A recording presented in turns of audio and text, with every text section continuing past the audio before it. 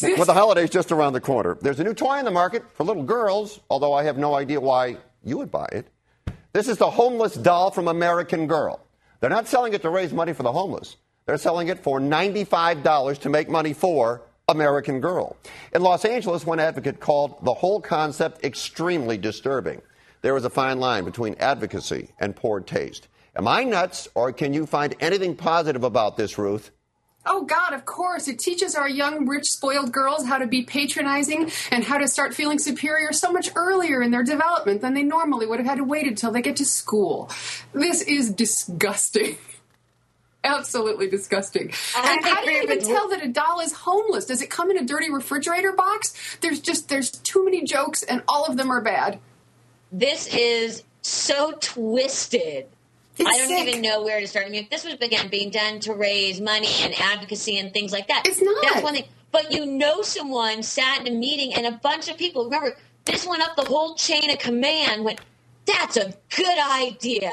Oh, and if you look at this doll, why didn't someone just for a second think, wow, we're going to sell this for $95? Oh, and her hairbrush is $7 extra. How about this? If you buy this doll, another one is given to a child in a homeless shelter. Wouldn't that be nice? How Wouldn't about that be something nice? like that? Nothing. This is so, this to me is just, and it says it comes with its own box. Yeah. This is just thick.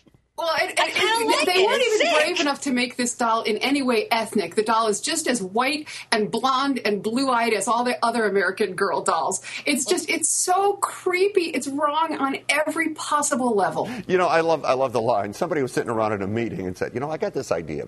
What we'll do is we'll come up with this homeless doll, and we're going to sell it for... How about a junkie doll? Right, $95, and somebody goes, great idea, Joe. Let's do it.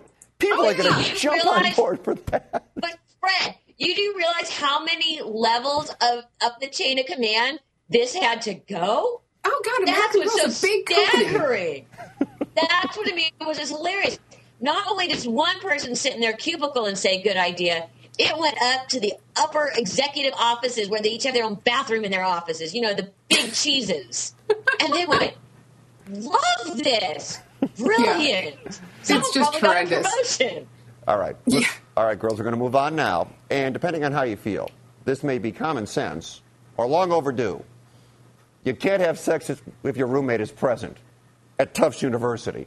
Now it's official. At Tufts, you can't fool around with your roommate there. If you do, it's going to be documented. Oh, I'm sure it will be. Then you could lose your guest privileges. This is a new rule. One student called it unenforceable. Given your experience in life, Melissa, do you think this rule is necessary? I don't even know how to answer this. Yes, I'm glad it's on the books because then if you go to your RA, your resident advisor, and complain, at least they can make a record of it, of your complaints. But this is absurd. I mean, we're living in a society where people get famous from having sex tapes, and I think any university that crushes the entrepreneurial spirit is all I have a problem with, especially since they call themselves a liberal arts university. You need to make peace with your roommate. We've all had roommate problems along the way, whether it be in college or non-college. You make the deals. If someone's really bugging you, you go to the RA and you complain and something gets done. But first of all, who are these people? Yeah, I want to know who's complaining. I'm trying to study for my econ exam and you're, doing it with your boyfriend? I mean, come on. Well, what if you want to do it with your roommate? Does one of you have to hang out the window if you want to get it on with your roommate, or does one of you have to hide it? Maybe be in the hallway or something. It's totally retarded. I'm sorry, but it's just you can't. And who has to leave?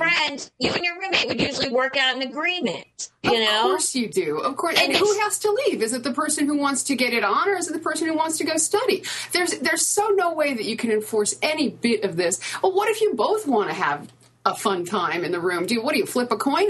Why is this the university's responsibility to make a rule about this? Why can't the roommates just talk to each other?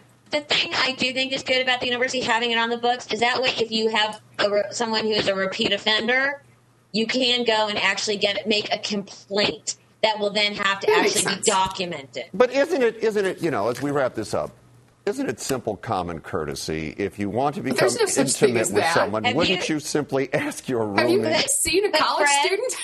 Pardon me? Fred, you're a parent of teenagers. Common courtesy? Yeah. That's right. There's nothing common about common courtesy or common sense, Fred. You know that. You have children, for God's sakes. Yeah, but then again, I didn't go to college, so I have no idea what goes on there. Oh, I did. And there's an awful lot of woohoo going on in college. Melissa, Ruth, well done tonight. We appreciate you doing it. We'll talk to you again soon. Nice job. Thanks. Okay.